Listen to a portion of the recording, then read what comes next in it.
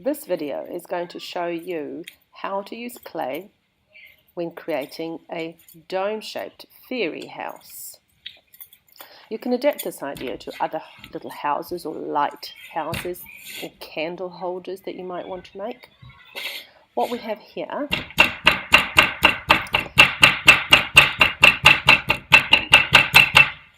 is a working mat with a fabric underneath it that is pliable or bendable so that you can get your clay off there. You can see that I banged out the lump of clay first to get it nice and solid. I then laid 2 grey art pencils beside it to guide how deep to push the roller. You don't want this piece of clay too thin. If it's too thin, it won't stand up on its own. If it's too thick, it just takes too long to dry. So here I am, I keep moving the pencils to side as I use the roller to guide how deeply to push it down and how thin to roll the clay. I'm trying to get a circular shape.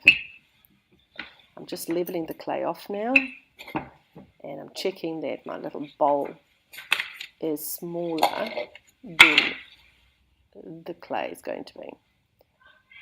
Now this is the bowl I used as a template. I'm going to cut around it with my kebab stick.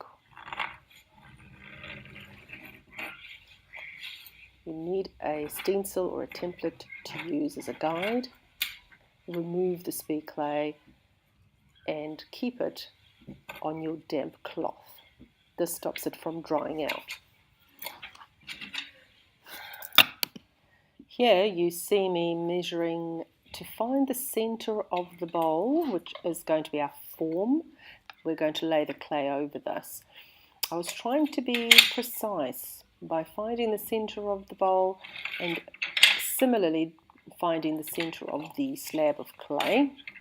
I was wanting to center up or match up the center of the clay with the center of the bowl. But to be honest, you could just lay it over the bowl and you'd pretty much get the same result. You don't need to be quite so exact. So I made a little hole here, which later on I turned into my chimney and made it a little bit bigger. But for now, it's really just so that I can see the pencil mark on the dome. Really don't have to worry too much about this. So now, there is my slab. I need to peel that off of the bendable mat. There we go. And now a texture has been left on that side of the clay, whereas the other side where I rolled is smooth, and I've decided to show the textured rough side of the clay and keep that on top. So here I'm just matching up the hole with the dot using the stick, and there we go. Now you just mold down the dome and just gently, using the warmth of your hand and the curve of your hands, gently go round and round and mold the clay down to the bowl. This bowl is made of paper, so it will be easy to remove once the clay dries. Paper also helps with drying out the clay as it absorbs moisture and allows it to evaporate. This is not recommended for a plastic bowl. There we go. Looks like it's all molded on beautifully. And now we take the mat off and have a wee look underneath to see what the other side looks like. I thought I might trim it a little bit, but as you can see, the clay is really soft and keeps moving around the bowl.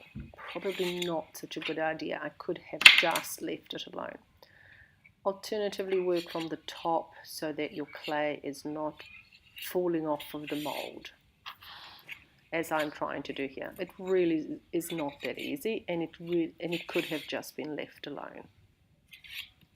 Make sure your mold is nice and secure, and check for any cracks, smooth any unevenness or cracks out in your clay. If you need to use a little bit of water, if your clay is starting to dry up, then wet your fingers when you're smoothing it out.